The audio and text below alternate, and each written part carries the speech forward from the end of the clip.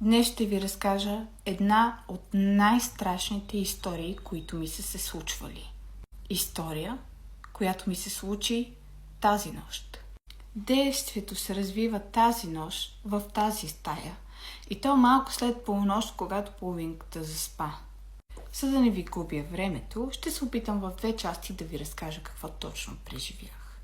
Може би странният номер 9, в която стая в момента сме настанени. И съвпадението с точно 9 отвора прозорци в стаята.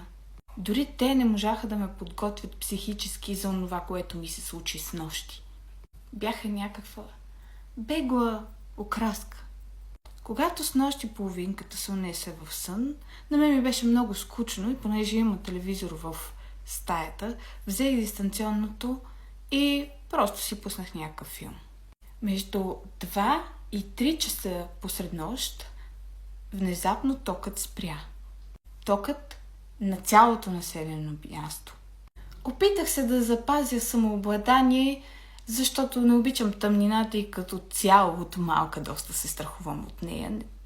Освен това, от опит знам, че баба си щупи кръка точно веднъж, когато беше спрял тока и беше тръгнала да излиза от една от квартирите, в които била на почивка. Но след като между 15 и 20 минути така и не дойде електричество, реших, че може би няма да е толкова страшно, ако просто повикам телефона си, който се зарежда в другия край на стаята. И той съответно би могъл частично да ми освети пътя, докато стигна до него. Тъй като телефона ми, както добре знаете, е iPhone, той си има начин на повикване и съответно се включва.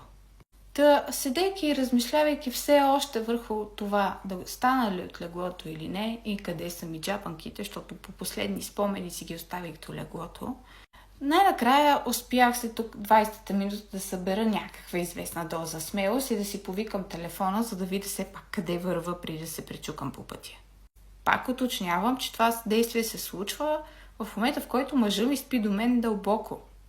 Викам аз телефона си, включва се гласовия командър, осветява част от помещението и аз, боса, тръгвам към него, опипвайки за всеки случай стените, в случай, че нещо не е на местото си и може да се наранил по пътя.